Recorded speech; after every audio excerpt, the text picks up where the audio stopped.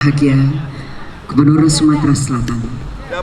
Gubernur Sumatera Selatan Herman Deru menginisiasi penyelenggaraan turnamen sepak bola antar partai politik tahun 2025 di venue baseball Komplek Olahraga Jakabaring Sport City Palembang Rabu sore. Pembukaan turnamen sepak bola antar partai politik yang dilaksanakan selama 3 hari, mulai 8 Juli hingga 11 Juli 2025 ditandai dengan kick-off oleh Gubernur Sumatera Selatan, Herman Deru, dan pertandingan mempertemukan Partai Golkar berhadapan dengan Partai Keadilan Sejahtera. Gubernur Sumatera Selatan Herman Deru menyebutkan kegiatan ini merupakan kolaborasi sebagai contoh kepada masyarakat bahwa partai politik dapat guyup dalam visi membangun kemajuan di Provinsi Sumatera Selatan. Dalam membangun daerah tidak hanya cukup dengan membangun jalan dan jembatan, keakraban dan kebersamaan menjadi modal utama terwujudnya pembangunan yang berkelanjutan menuju Sumsel maju.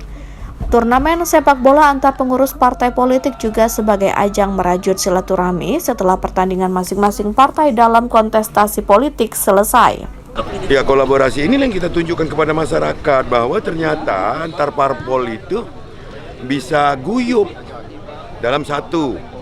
Syaratnya guyup dalam visi membangun, guyup dalam keukuahan, ukuah Islamiyah, Watoniyah, dan Basoriyahnya. Dan ini saya ucapkan terima kasih meskipun baru 4 yang ikut sore hari ini, tapi bukan tidak mungkin ada partai susulan yang akan ada mengusung kader-kadernya sebagai pemain bola.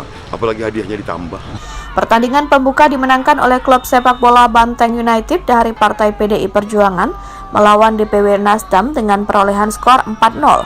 Sejumlah pemain dari PDI Perjuangan berhasil membobol gawang pertahanan DPW Nasdem antara lain Yuza, Koneng, dan Yosep 2 kali, menyumbang 2 skor untuk tim Banteng Munjung Putih tersebut. Dari Palembang, Sumatera Selatan, Muhammad Reza Valevi, iNews melaporkan.